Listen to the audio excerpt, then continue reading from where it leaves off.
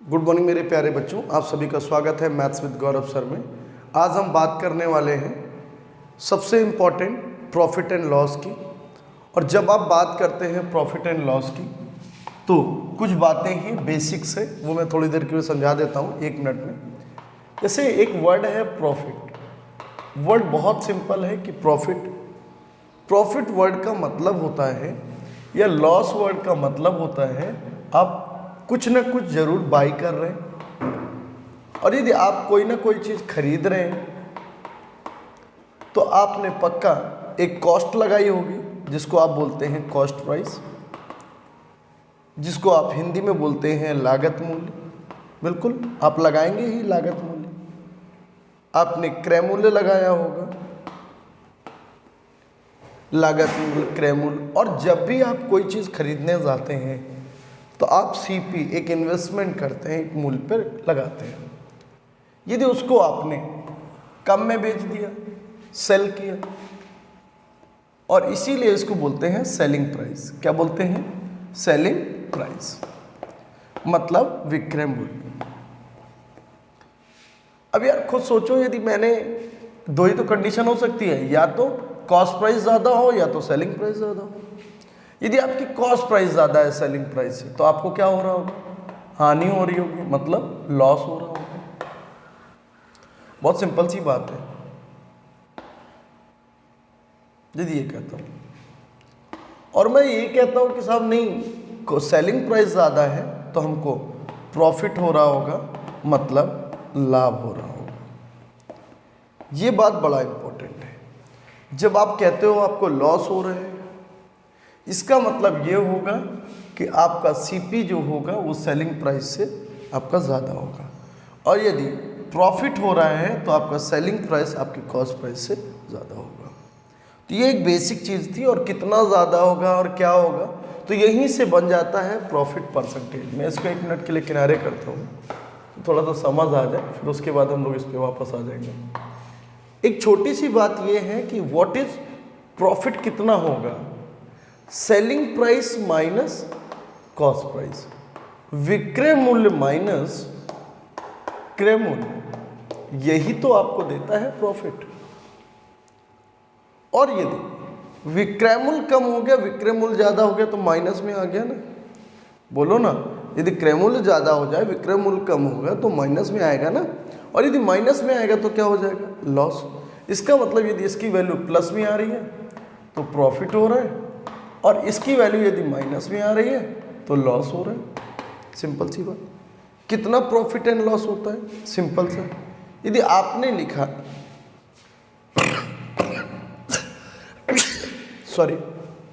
यदि आपने लिखा कि profit percentage is nothing, profit on CP into 100, भाई प्रॉफिट क्रय मूल्य पर लिया जाए या प्रॉफिट सेलिंग प्राइस विक्रय मूल्य पर लिया जाए, दोनों पे ले सकते हैं। अब लोगों को लगेगा ये क्या बात बोल दी कि प्रॉफिट हम सीपी पे भी ले रहे हैं और प्रॉफिट हम एसपी पर भी ले रहे हैं। प्रॉफिट जो सीपी पे लिया जाता है वही एक्चुअल प्रॉफिट परसेंटेज होता है। एक्चुअल प्रॉफिट परसेंटेज क्या होता है? बहुत आराम से ये बात समझ लेनी है कि एक्चुअल प्रॉफिट परसेंटेज हमारा होता है percentage P upon C P into 100, और इसको बोलते हैं नॉन रियल प्रॉफिट परसेंटेज। अधिकल्पित हिंदी में बोलते हैं, हिंदी वाले लिख लेंगे अधिकल्पित। ये बहुत इंपॉर्टेंट बात है कि इसको हम क्या बोलते हैं? इसको हम बोलते हैं अधिकल्पित। तो ये परसेंटेज जो प्रॉफिट परसेंटेज है ये भी 2 प्रकार का होता है, एक वास्तविक लाभ प्रतिशत और एक होता है आपका काल्पनिक या अधिकल्पित लाभ प्रतिशत। देखिए, जब तक ये बातें थोड़ी थोड़ी आती हैं आपको समझ में, पहली बात कि हमने कोई चीज़ खरीदा, खरीदने को बोलते हैं कॉस्ट प्राइस, क्रय मूल्य, और जब हमने उसको बेचा तो उसको बोलेंगे सेलिंग प्राइस। और सेलिंग प्राइस जो होगी यदि वो कॉस्ट प्राइस से कम है तो आपका लॉस हो रहा है, यदि कॉस्ट प्राइस से सेलिंग प्राइस कम है तो लॉस हो रहा है कि प्रॉफिट हो रहा है, ये आपको देखना पड़ेगा यहाँ से। यदि आपका सेलिंग प्राइस ज़्यादा है, कॉस्ट प्राइस कम है, तो आपका प्लस में आंसर आएगा and it means that is profit. यदि आपका सेलिंग प्राइस कॉस्ट प्राइस से भी कम हो गया तो इसका आंसर आएगा माइनस में, it means that will be loss. Profit आप सीपी पर भी निकालते हो और प्रॉफिट आप एसपी पर भी निकालते हो, क्योंकि दो, एक खरीदते समय और एक बेचते समय, भाई दोनों ही बातें तो होंगी। खरीदते समय एक्चुअल प्रॉफिट परसेंटेज जो अभी तक हम लोग बचपन में पढ़ के आए वो यही होता था कि लाभ के नीचे हमेशा क्या होगा, क्रय मूल्य होगा। Profit calculation of profit on CP, या ये कह सकते हैं कि लाभ की गणना जब हमने क्रय मूल्य पर की, हिंदी में बोलेंगे लाभ की गणना जब मैंने क्रय मूल्य पर की, और इधर बोलेंगे लाभ की गणना जब मैंने विक्रय मूल्य पर की। तो लाभ की गणना दोनों पर की जाती है, क्रय मूल्य पर भी और विक्रय मूल्य पर भी। आज के दौर में नए टाइप का क्वेश्चन बनाने की वजह से लाभ की गणना किस पर कर रहे हैं, विक्रय मूल्य पर। आज हम बहुत सारे इस पर क्वेश्चन करने वाले हैं और बहुत अच्छे से। एक दूसरी चीज़ दिमाग में आती है लोगों की कि सर कुछ बेसिक मेथड और बता सकते हैं। बिल्कुल बता सकते हैं। अभी हम चलते हैं क्वेश्चन पे, आपको इतना नोट कर लिया होगा, वीडियो को पॉज करिए, पूरा नोट करिए, एक एक बात लिखिए एंड देन आगे बढ़िए। चलते हैं। देखिए सबसे इम्पॉर्टेंट बात और मोर इम्पॉर्टेंट कि लागत मूल्य तथा विक्रय मूल्य का अनुपात 5 और 4 है। आप सोचो ना, सीपी और सेलिंग प्राइस, सीपी का रेशियो क्या है, सीपी 5 और सेलिंग प्राइस 4। कह रहा है यार भाई साहब 5 रुपए का हमारा माल था, हमने 4 का बेच दिया। भाई बात समझना, 5 रुपए का माल था, 4 का बेच दिया, 1 का लॉस हुआ या नहीं हुआ? और कितने की चीज़ थी, 5 की, और इंटू 100। जब भी कोई बताए नहीं किस पर कैलकुलेट करो तो हमेशा सीपी पे कर देना, and that is your answer. 20% will be right answer. की प्रतिशत हानि कितनी होगी, हानि होगी हमारी 20% की। 5 रुपए की चीज़ थी, मैंने 4 रुपए की बेच दी, 1 रुपए का लॉस हुआ 5 पे, तो यहाँ पर हम बोल देंगे कि 20% का लॉस हुआ। अगला यदि हम इसी क्वेश्चन की बात करें तो क्या होगा, जरा वो भी देख लेते हैं। कहता लागत मूल्य का 8/5 है। ऑब्वियस सी बात है, विक्रय मूल्य कितना होगा, 8 भाग होगा, लागत मूल्य कितने भाग होगा, 5 भाग होगा। तो समझिए आपका जो सेलिंग प्राइस है वो 8 भाग, लागत मूल्य आपका 5 भाग। आप यहीं से कह सकते हो कि 5 रुपए की चीज़ को मैंने 8 में बेची, मेरे को 3 का प्रॉफिट हुआ, ओवरऑल 5 से, और इंटू में मैंने 100 करा दिया। जैसे मैंने कट किया तो 20 या 60% प्रॉफिट हुआ या नहीं हुआ, बिल्कुल 60% प्रॉफिट हो गया। तो ये आपको समझ के रखना है कि जब भी कभी बात करता है प्रतिशत लाभ तो वो वास्तविक लाभ प्रतिशत की बात करेगा, ना कि नॉन रियल अधिकल्पित लाभ प्रतिशत की। तो ये ध्यान रखना है कि किस तरह से क्वेश्चन आज के फॉर्मेट में बन के आ रहा है। बच्चों देखिए, जब भी आप बात करते हो सर बिल्कुल हमें समझ नहीं आ रहा है, वो समझ इसलिए नहीं आ रहा क्योंकि आपने बिल्कुल भी बेसिक नहीं पढ़ा हुआ। आप पहले जाइए छोटे बच्चों की क्लास का, अब देखिए कि किस तरह से प्रॉफिट एंड लॉस होता है, और ये कंपटीशन की तैयारी कर रहे हैं तो आपको भी पता होना चाहिए कि 5 भाग आपका वस्तु का लागत है, आप 8 रुपये में बेच रहे हैं तो 3 रुपये का प्रॉफिट हो रहा है ओवरऑल 5 में। तो 3/5 इंटू 100, तो वहाँ से आप देख सकते हैं 20 पंचे 100 और 20 60% का प्रॉफिट। अगला क्वेश्चन देखते हैं इसी तरह का। खुद सोचिए, लागत मूल्य आपका 5 रुपये है, विक्रय मूल्य आपका 6 रुपये है, 5 रुपये वाली चीज़ आप बेचना जा रहे हो 6 में, तो ऑब्वियस सी बात है आपको प्रॉफिट कितने का हो रहा है, 1 का। और यदि 1 का प्रॉफिट हो रहा है कितने से, 5 से, तो आपका आंसर क्या आ जाएगा, 20%। That answer will be 20%। तो ये बात थोड़ी सी समझ के रखनी है और आराम से आंसर इस तरह के जितने भी क्वेश्चंस होंगे आप कर लेंगे। अब जैसे क्वेश्चन को बिल्कुल अच्छा सा कर दिया, जैसे इन्होंने पी वाला क्वेश्चन किया कि एक वस्तु का क्रय मूल्य विक्रय मूल्य का ए और बी है। इसका मतलब मैं ये कह रहा हूँ कि सीपी भाई साहब, सीपी और एसपी, खरीद मूल्य ए और विक्रय मूल्य बी। यदि बी ए का 200% है, सर समझेंगे, 2 0 से 2 0 क्या हो गया, कैंसिल। बी और ए का रेशियो आ गया यहाँ से 2 और 1, मतलब यदि मैं यहाँ पर वैल्यू रखूँ तो 1/2।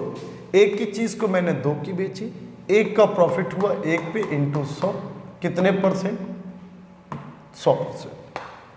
और ऐसे भी कह सकते हो कि किसी वस्तु को दुगना कर रहे हैं, किसी वस्तु को दुगने मूल्य में बेच रहे हैं, तो आपको हमेशा और हमेशा 100% का फायदा होता है। यदि किसी वस्तु को दुगने मूल्य में बेचेंगे 100% फायदा होगा, 100% फायदा होगा। ये बात अच्छे से ध्यान रखिएगा। ये क्वेश्चन एग्जाम में बहुत बार आया है कि एक वस्तु के क्रय मूल्य तथा विक्रय मूल्य का अनुपात ए और बी है, यदि बी ए का 200% है तो क्रय मूल्य पर प्रतिशत लाभ कितना होगा? Answer will be 100%। इसी तरह के एग्जाम में क्वेश्चन भी आते हैं और आप आराम से कर सकते हैं, ऐसा कुछ नहीं है। 6 नंबर, एक रेफ्रिजरेटर तथा एक टीवी के मूल्यों का अनुपात 5 और 3 है। देखिए ना सर, ये 5 और 3, आपने कहा कि यदि रेफ्रिजरेटर की कीमत टीवी से 5500 रुपये अधिक हो। सर यहाँ पर 3 से 5 कितनी ज़्यादा है? 2 ज़्यादा है। बुक वाला कह रहा है 5500, ये तो रेशियो का क्वेश्चन है।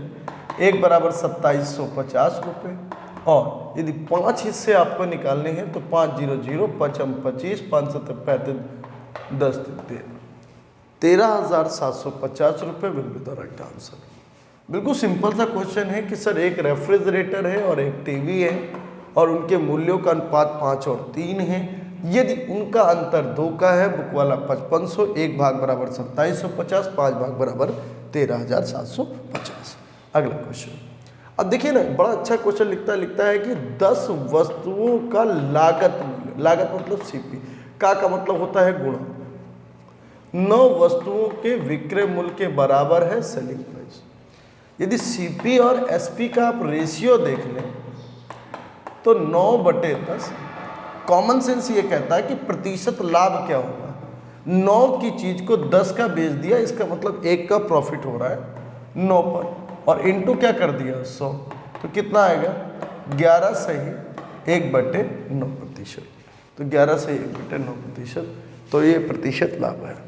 तो आराम से ये बात देख लेनी है, रेशियो वही बनाना है और उसको आराम से कर लेना है।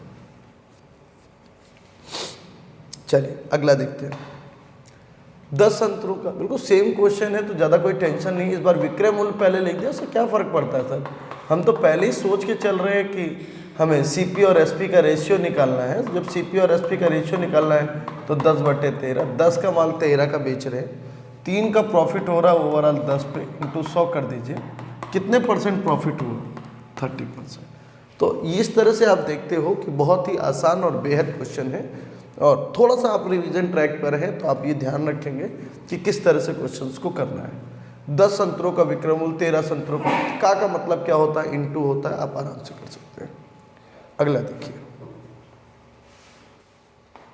इसी तरह ये भी क्वेश्चन है, ये भी है और ये भी है। तो इस तरह का जो पीडीएफ में लिंक से ले लीजिएगा पीडीएफ, और आप आराम से इन क्वेश्चंस को कर सकते हैं। जैसे कहता है कि अब जैसे एक क्वेश्चन है, 16 सही 2/3% लाभ, 16 सही 2/3% का लाभ मतलब क्या होगा? 1/6। इस परसेंटेज को खूब मैंने पढ़ाया है, आपको याद होगा कि 1/6 होगा। 16 × 48 2 50, 50/100, 50 दूनी 100, 3 दूनी 6, 1/6 होगा। और 6 पर यदि आप एक लाभ ले लोगे तो सर कितने का सेल करोगे? 7 का ही तो बेचोगे। और आप कह रहे हो नहीं सर वो तो 3430 है, तो 1 भाग बराबर कितना आएगा? 7 चौको 28, 7 9 63। तो आप इसको देख सकते हैं, 7 चौको 28 और 7 9 63, 490। तो 6 भाग बराबर 6 0 0, 6 9 54, 6 चौको 24 और 5 2940। आंसर विल बी 1 भाग। तो ये सब बेहद आसान क्वेश्चन हो जाएंगे। ये भी वास्तविक लाभ प्रतिशत। अब देखिए ना सर, शब्द बदल गए। 16 सही 2/3%, इसका मतलब क्या होता है? 16 सही 2/3 का मतलब होता है 1/6। 16 सही 2/3 का मतलब होता है 1/6। 6 पर 1 क्या लेना है? प्रॉफिट लेना है। यदि 6 पर 1 प्रॉफिट लेगा, बट यहाँ पर आपको ये समझना है ये लिखा क्या है? विक्रय मूल्य पर। इसका मतलब जैसे ही आप ये विक्रय मूल्य शब्द देखते हैं, यहाँ ये कहते हैं कि ये सर सेलिंग प्राइस है, ये प्रॉफिट है, तो सीपी कितना रहा होगा? ऑब्वियस सी बात है 5। भाई विक्रय मूल्य में लाभ घटता है और हानि जुड़ता है, याद रखेंगे। यदि आपको सीपी निकालना है तो सीपी 2 तरह से निकलता है। यदि आपको एसपी दिया हो, या तो लाभ होगा तो घट जाएगा और लॉस होगा तो प्लस होगा। ये सीपी निकालने के 2 तरीके हैं कि विक्रय मूल्य में लाभ हमेशा घटता है और लॉस हमेशा, लाभ मतलब प्रॉफिट हमेशा घटता है, लॉस हमेशा जुड़ता है। सीपी निकाल, तो यहाँ पर प्रॉफिट हो रहा है तो 6 में 1 गया कितना? 5। 1 का फायदा हो रहा है इंटू 100, कितने %? 20%। तो 20% इज द राइट आंसर, तो यहाँ पर आंसर हो जाएगा 20%। तो ये इसी को कहते हैं वास्तविक लाभ। देखिए लाभ तो दिया हुआ था पर वो वास्तविक नहीं था, वो अधिकल्पित था, वो विक्रय मूल्य पर निकाला था इसलिए नॉन रियल था और आराम से बात हो गई। अगला एक क्वेश्चन और देखते हैं कि किसी वस्तु पर विक्रय मूल्य पर, फिर से देखिए ऐसा लिखा है जो लाभ है 8 से 1/3 वो किस पर है, विक्रय मूल्य पर है। 8 से 1/3% जो लाभ है वो विक्रय मूल्य पर है। अब फिर से इस बात को गौर करिए कि 8 त्रिक 24 और 1 25 और बटे में 3 और इंटू 100 हटाएंगे तो 25 चौको 100 4 तिया 12। तो ये बेटा बार बार मैं इसलिए सॉल्व कर देता हूँ कि ताकि आपको याद हो। और ये कह रहा सर ये विक्रय मूल्य पर लाभ है तो ये प्रॉफिट है, लाभ है तो ये एसपी हो जाएगा और ये आपका प्रॉफिट हो जाएगा। तो आप ऑब्वियस सी बात ये कहने लगोगे कि हमारा सीपी कितना होगा 11 और 11 पे लाभ हो रहा है, इंटू 100 कर देंगे तो 11 या 99, 9 सही 1/11%। इस प्रकार से हम पाते हैं कि हमारा आंसर हो जाएगा C part will be right answer. तो ये बात ध्यान रखनी है। विक्रय मूल्य पर 25% हानि, इस बार हानि बोल दिया। 25% का मतलब क्या होता है, 1/4, 4 का बेचा है और 1 की हानि हुई है। तो हम यहाँ से कह सकते हैं कि ये सेलिंग प्राइस है और ये लॉस है।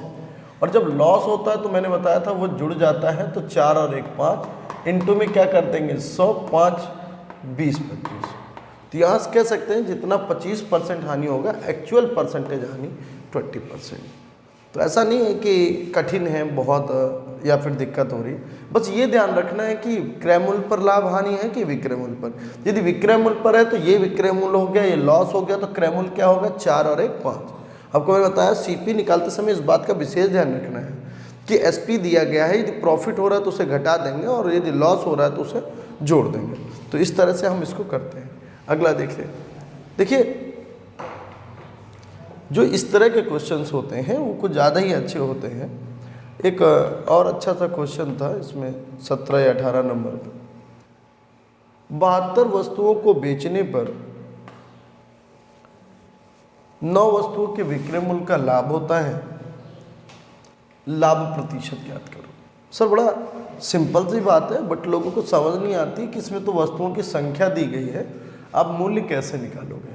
मूल्य हम उस आधार पर निकालते हैं जिस पर लाभ हो रहा होता है। विक्रय मूल्य का लाभ मतलब हमें विक्रय मूल्य मानना पड़ेगा। हमने मान लिया कि एक वस्तु का विक्रय मूल्य कितना है 1 रुपये, हमने माना है कि एक वस्तु का विक्रय मूल्य 1 रुपये, तो 9 वस्तुओं पे लाभ हो रहा है। तो लाभ यहाँ से क्या बोल सकते हैं, यहाँ से लाभ हम बोल सकते हैं कि 9 रुपये का प्रॉफिट हुआ है। बात समझ में आ रही है। 72 वस्तुओं को बेचने पर इसका मतलब बहुत सिंपल सा है कि 72 वस्तु का मतलब क्या होगा 72, और एक वस्तु 1 रुपये की बेच रहे हैं तो 72 वस्तु कितने की बेच रहे होंगे।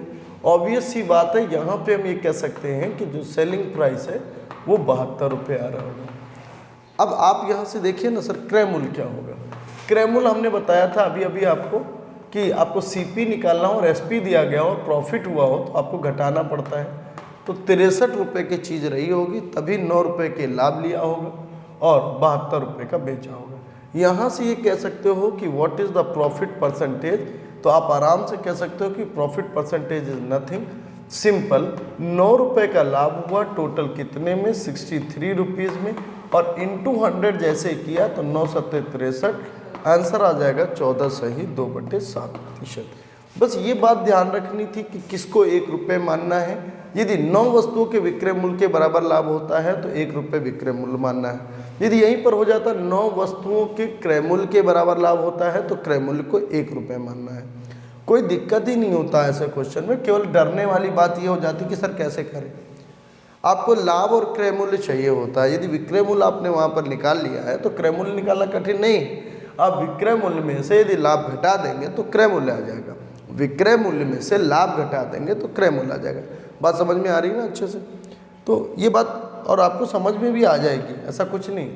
अब जैसे कह रहे हैं हानि होती है, अब यार हानि हो रही है, यहाँ पर विक्रय मूल्य 1 रुपये मान लिया आपने, अब सेलिंग प्राइस तो 72 वस्तुएं बेची हैं तो 72 रुपये हो, और यदि आपका लॉस है, लॉस कितने रुपए का है, लॉस 9 रुपये का है, इसका मतलब जो कॉस्ट प्राइस जाएगा वो 81 रुपीज़ जाएगा। कॉस्ट प्राइस कहाँ जाएगा, 81 रुपीज़।